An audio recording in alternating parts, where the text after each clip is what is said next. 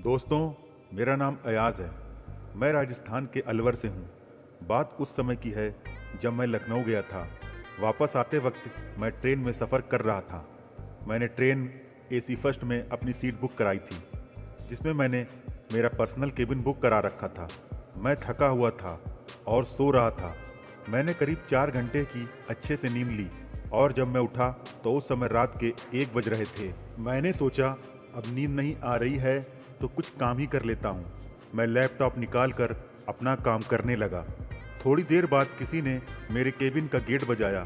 मैंने उठकर गेट खोला तो देखा कि बाहर 2 महिलाएं थीं जो कि मेरे केबिन का गेट खटखटा रही थीं। मैंने पूछा, हाँ जी बोलिए। तो उनमें से एक लेडी बोली, क्या आपके केबिन की लाइट जल रही है? मैंने कहा, हाँ जल रही है। क्यों? वो बोली, हमारे केबिन में बिल्कुल अंधेरा हो रखा है। हम लाइट जलाने की कोशिश कर रहे हैं पर लाइट जल नहीं रही। टीडीई भी अभी तक नहीं आया है। क्या आप हमारी कुछ हेल्प कर सकते हैं? मतलब आप टीटीई को बुला दें या लाइट ठीक कर दें। मैंने कहा, ओके, आप चलिए, पहले एक बार मैं ही देख लेता हूँ कि लाइट को क्या हुआ है। इसके बाद मैं उनके केबिन में गया। मैंने देखा कि उनके लाइट का मेन स्विच बंद किया हुआ था।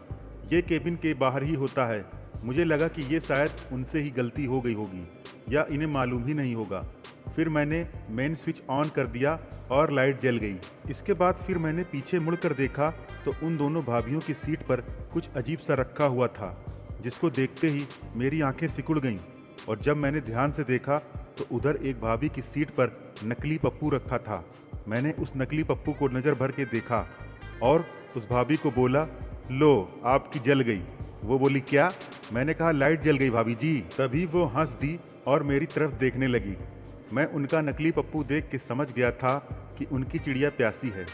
फिर उनमें से एक भाभी बोली, थैंक्स, आपने हमारी बड़ी हेल्प की। फिर मैं जाने लगा तो दूसरी बोली, अरे थोड़ी देर बैठो ना, तुम अकेले ही सफ़र कर रहे हो या तुम्हारे साथ और कोई भी है? मैंने कहा, मैं अकेला ही हूँ। तो उसने कहा, ओके, फिर क्या जल्दी है, बैठो। ऐसे ही बात करते करते मैं वहाँ पर सीट पर बैठ गया और उनसे बातें करने लगा। उन दोनों ने ही गाउन पहना हुआ था और मैंने लोअर और टी शर्ट पहनी थी। मैंने उनसे पूछा, आप लोग कहाँ जा रही हैं? एक भाभी बोली, हम दोनों दिल्ली जा रही हैं। मैंने कहा, ओके। उसने मुझसे पूछा, तुम कहाँ जा रहे हो? मैंने कहा, मैं राजस्थान जा रहा हूँ। वो बोली, अच्छा, मतलब तुम राजस्थान से हो? मैंने कहा, हाँ। मैं सामने वाली भाभी से बात कर ही रहा था कि तभी मेरे पास वाली बैठी भाभी धीरे धीरे से मेरे पास आने लगी और उसने अपने हाथ को मेरे से टच करना शुरू कर दिया।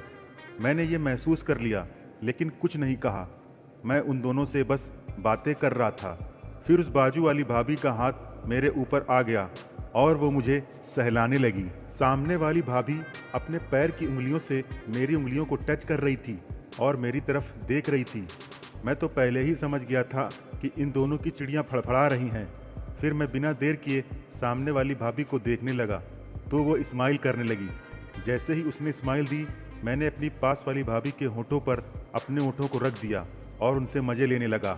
फिर सामने वाली भाभी को देखकर मैंने कहा, इतनी दूर क्यों हो, पास आ जाओ।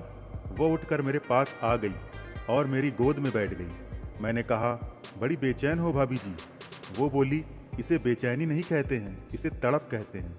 मैंने कहा, अच्छा, तो आज आपकी सारी तड़प मिटा देते हैं। फिर उसने कहा, इसीलिए तो रूम का मेन स्विच बंद किया था ताकि तुम्हें यहाँ बुला सकें।